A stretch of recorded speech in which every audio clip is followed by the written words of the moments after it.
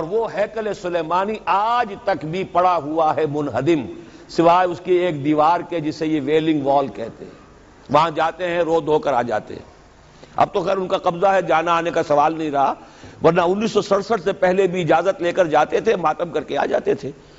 اس لیے کہ یروشلم جو ہے اس پر قبضہ تو ان کا ہو گیا تھا، لیکن مشرقی علاقہ ہے وہ، اور اس پر ابھی عربوں کا زیادہ تسلط تھا. اب وہ ختم ہو رہا ہے.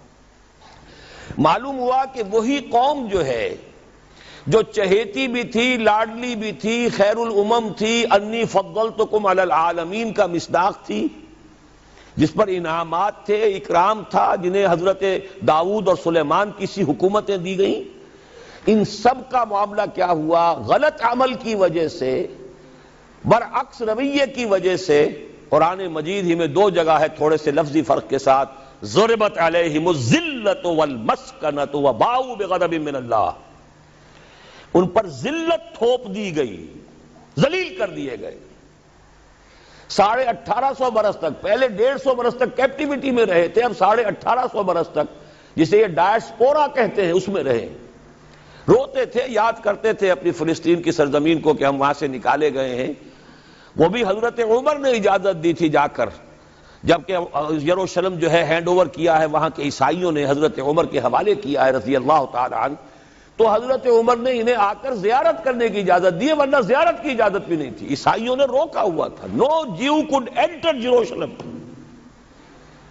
اور وہ جو معاہدہ کیا تھا عیسائیوں نے حضرت عمر سے، یہ ان کی طرف سے شرط تھی کہ آپ یہاں یہودیوں کو آباد ہونے کی اجازت نہیں دیں گے. لیکن کم اینڈ وزٹ، آئیں زیارت کریں اور جائیں، لیکن یہاں آباد نہیں ہوں گے. یہ قوم جو اونچی تھی، بڑی تھی، فضلتکم علی العالمین تھی، لیکن وہی قوم ضربت علیہم الذلۃ والمسکنۃ وباؤوا بغضب من اللہ، اللہ کے غضب کو لے کر لوٹی.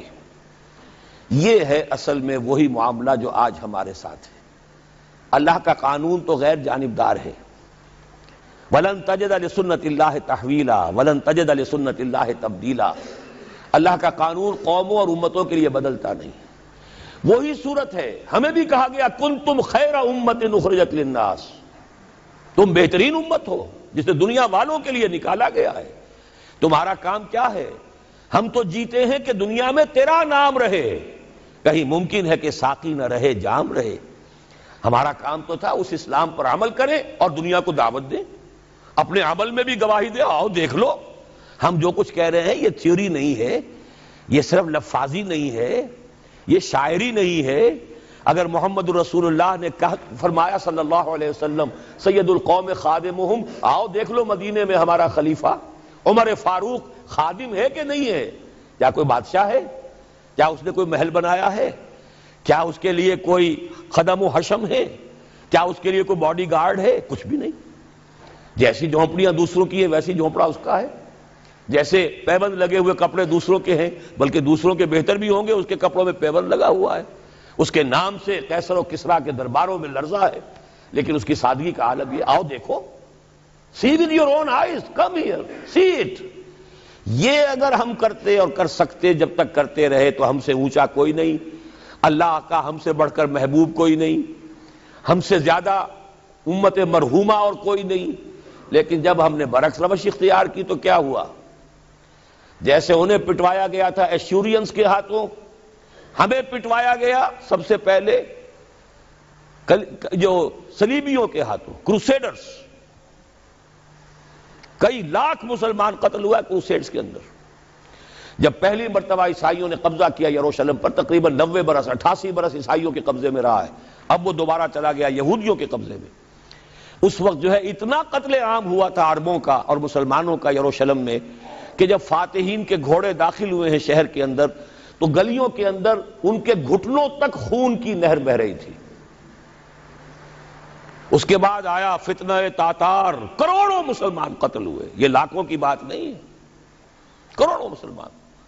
پورا روسی ترکستان کا علاقہ ختم ہوا، افغانستان ختم ہوا، ایران ختم ہوا، عراق ختم ہوا. 4 عظیم مملکتیں.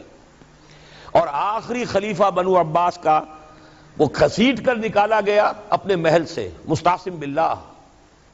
ویسے تو نسلاً تو حضور کے چچا کی نسل سے تھا، عباسی تھا، حضرت عباس رضی اللہ تعالی عنہ کی نسل سے ہے، مستعصم باللہ، لیکن اس کو گھسیٹ کر نکالا گیا ایک جانور کی کھال کے اندر لپیٹ کر، اور تاتاریوں نے اپنے گھوڑوں کے سموں تلے اسے کچل دیا۔ وہ دن اور آج کا دن پھر امت مسلمہ کی قیادت عربوں سے چھین لی گئی۔